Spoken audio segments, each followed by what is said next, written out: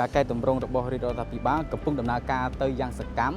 ហើយវាបានផ្ដល់ផលប្រយោជន៍ជាច្រើនដល់ប្រជាពលរដ្ឋ វេទិកាថ្ងៃនេះសម្រាប់ខ្ញុំគឺពេញចិត្តហើយសប្បាយចិត្ត ជារឿងដែលយើងត្រូវបង្ហាញជូនហើយនឹងជាផ្នែកមួយនៃការបង្កើនការជឿទុកចិត្តពីប្រជាពលរដ្ឋហើយនិងស្ថាប័នពាក់ព័ន្ធមកលើការដឹកនាំអនុវត្តការងាររៀបចំដោយក្រសួងមុខងារសាធារណៈ នៅក្នុងខ្លឹមសារខ្ញុំគិតថាសំខាន់ខ្លាំងមែនទែនតែម្ដងហើយមានលក្ខណៈគ្រប់ជ្រុងជ្រោយវាគ្មិនទាំង4ហ្នឹងគាត់មកបង្គ្រប់គ្នាទាំងអស់នៅគ្រប់រូបភាពកំណែតម្រង់ក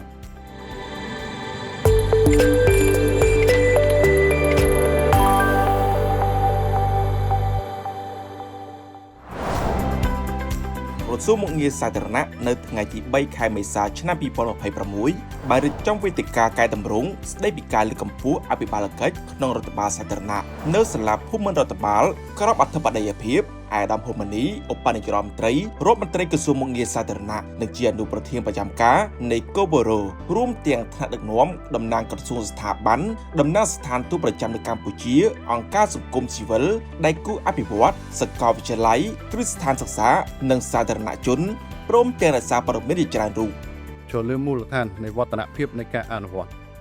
ទើបវេទិកាកែតម្រង់ត្រូវបានរៀបចំឡើងនាថ្ងៃនេះដែលមានគោលបំណង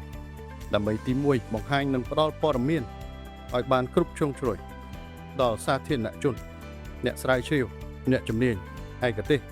អង្គការសង្គមស៊ីវិលវិស័យឯកជនដៃគូអភិវឌ្ឍនិងសាកលវិទ្យាល័យនានាទី2ផ្សព្វផ្សាយអំពីសមិទ្ធផលនៃការកែតម្រង់អភិបាលកិច្ចរបស់រាជរដ្ឋាភិបាលជាក់ស្ដែងអំពីអ្វីដែលរាជរដ្ឋាភិបាលបានអនុវត្តសម្រាប់បាននាពេលកន្លងមកនិងអ្វីដែលរាជរដ្ឋាភិបាល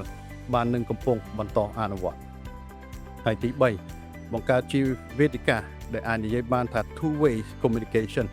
ក្នុងការផ្ដល់ព័ត៌មានផងទៅលើអ្វីដែលជាកិច្ចការងារដែលយើងកំពុងបានសម្រេចកន្លងមកនិងអនុវត្តហើយនឹងទទួលនៃធាតុចូលមតិយោបល់ទៅលើកិច្ចការងារដែលយើងបានអនុវត្តកន្លងមក រាជរដ្ឋាភិបាលបានកំពុងបន្តធ្វើការកែតម្រង់រដ្ឋបាលឲ្យកាន់តែស៊ីជម្រៅទូលំទូលាយមានភាពស៊ីចង្វាក់គ្នាប្រតិករឡាគ្នានិងគាំទ្រគ្នាលើការដ្ឋានកែតម្រង់ស្នូលផ្នែកអភិបាលកិច្ច វេទិកានេះគឺផ្ដល់នូវពុទ្ធិចំណេះដឹងច្រើនសម្រាប់មន្ត្រីរាជការស៊ីវិលក៏ដូចជាប្រជាពលរដ្ឋទូទៅដែលលោកតាមដានទៅលើកម្មវិធីបរដ្ឋាភិបាលក្នុងការដឹកនាំចាត់ចែងជាពិសេសគឺពាក់ព័ន្ធទៅលើការផ្ដល់សេវាសាធារណៈនេះ ដូច្នេះយើងនិយាយមួយម៉ាត់ទៅខ្ញុំគិតថាជឿលឿនទៅមុខច្រើនមែនទែនបាទគ្រប់ការដ្ឋានទាំងអស់ណាបាទគ្រាន់តែថាតាមដែលខ្ញុំអារម្មណ៍ដែលខ្ញុំបានទទួលព្រឹកមិញស្ដាប់មកប្រហែលម៉ោងហ្នឹងគឺនៅវែងឆ្ងាយព្រោះជារឿងសាំញ៉ាំជារឿងលំបាកទាំងទស្សនវិជ្ជានយោបាយទាំងទស្សនវិជ្ជាបច្ចេកទេសហើយការរំពឹងរបស់ប្រជាពលរដ្ឋគឺអត់មានពេលវែងឆ្ងាយគាត់ចង់រំពឹងឲ្យឃើញក្នុងជីវភាពប្រចាំថ្ងៃរបស់គាត់ហ្នឹងឲ្យគាត់ឃើញថាកំណែតម្រង់ហ្នឹងគឺកែមែនសម្រាប់ជីវិតរបស់គាត់អាហ្នឹងដែលគម្លាតដែលខ្ញុំនៅបារម្ភណាបាទដូច្នេះរាជរដ្ឋាភិបាលជាពិសេសក្រសួងមុខងារសាធារណៈហ្នឹងមានតួនាទីធំណាស់ដើម្បីបន្ថយគម្លាតហ្នឹងបាទឲ្យប្រជាពលរដ្ឋហ្នឹងគាត់ឃើញច្បាស់ហ្មងថាកំណែតម្រង់ហ្នឹងចេញលទ្ធផលជាក់ស្ដែងក្នុងជីវិតប្រចាំថ្ងៃរបស់គាត់ ពាក់ព័ន្ធជាមួយសុខភាពនិយមរបស់ខ្ញុំគឺខ្ញុំឃើញថាឥឡូវយើងកំពុងតែធ្វើការកែតម្រង់ហើយការកែតម្រង់របស់យើងនៅពេលនេះមិនមែនគ្រាន់តែនៅលើជាឯកសារគោលនយោបាយដូចជាបង្ហាញពីយុទ្ធសាស្ត្របញ្ចកោណអីឬក៏គោលនយោបាយក្របខ័ណ្ឌកម្រិតជាតិនោះទេប៉ុន្តែយើងកំពុងតែ transform គោលនយោបាយនោះមកឲ្យคล้ายជាការដែលជា real action មានន័យថាជាសកម្មភាពពិតប្រាកដចុះខ្ញុំយល់ឃើញថាខ្ញុំមានសេចក្តីរីករាយដោយឃើញថាសកម្មភាពទាំងអស់ដែលយើងតែងតែសរសេរនៅលើกระดาษហ្នឹងបានយកមករៀបចំទៅជាការពិតបណ្ដាលហើយយើងឃើញថាមានការតាមដានត្រួតពិនិត្យពីតម្លៃជាក់ស្ដែង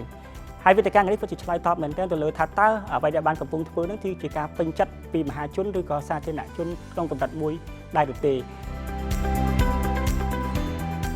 ក្នុងវេទិកានេះថ្នាក់ដឹកនាំជាន់ខ្ពស់ដែលជាវាគ្មិនមកពីការដ្ឋានកែតម្រង់កន្លឹះរបស់រាជរដ្ឋាភិបាលបានធ្វើបទបង្ហាញពីវឌ្ឍនភាពបញ្ហាប្រឈមនិងទិសដៅការងារអត្ថិភាពដែលនឹងត្រូវអនុវត្តបន្ត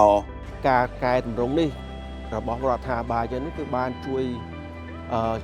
ផលប្រយោជន៍ជាច្រើនទៅដល់សង្គមយើងជាពិសេសក្នុងស្ថាប័នរដ្ឋយើងដូចជាក្នុងការរៀបចំជ្រើសរើសមន្ត្រីដើម្បីបំពេញការងារជួយពង្រឹងសមត្ថភាពរបស់អង្គភាព ស្ថាប័ននីមួយៗឲ្យកាន់តែយល់ច្បាស់អំពីទូនាទីភារកិច្ចរបស់ខ្លួនហើយតាមគ្នានឹងដែរគឺក៏បានជួយបង្រឹងឲ្យអង្គភាពនីមួយៗហ្នឹងបំពេញការងារឲ្យប្រកបដោយប្រសិទ្ធភាពនិងទទួលបានសមិទ្ធផលល្អស្របតាមអ្វីដែលជាផែនការយុទ្ធសាស្ត្របញ្ញកោណរបស់រាជរដ្ឋាភិបាលយើងនឹងដែរបាទហើយផលប្រយោជន៍ផ្សេងទៀតដែលយើងមើលឃើញគឺមិនត្រឹមតែក្នុងអង្គភាពស្ថាប័នរាជរដ្ឋាភិបាលយើងទេយើងឃើញថាវាបានផលប្រយោជន៍ទៅដល់ថ្នាក់ក្រោមជាតិនិងប្រជាជនផងដែរជាពិសេសអ្វីដែលយើងឃើញជាក់ស្ដែងនេះគឺការជួយបំពេញបន្ថែមគឺការធ្វើឲ្យសេវាសាធារណៈកាន់តែប្រសើរជួយដល់ប្រជាជនក្នុងការទទួលបានផលប្រយោជន៍ពីសាធារណៈហើយតាមគ្នានឹងដែរនៅពេលដែលការបំពេញសេវានឹងបានល្អធ្វើឲ្យការងាររបស់សង្គមមូលដ្ឋានយើងក៏វាអភិវឌ្ឍទៅតាមនឹងដែរបាទរាជរដ្ឋាភិបាលនីតិកាលកន្លងមកនិងជាពិសេសរាជរដ្ឋាភិបាលនីតិកាលទី7នៃរដ្ឋសភាក្រោមការដឹកនាំដ៏វាងវៃស្វាហាប់និងមានចក្ខុវិស័យវែងឆ្ងាយរបស់សម្ដេចមហាបវរធិបតីហ៊ុនម៉ាណែតនាយរដ្ឋមន្ត្រី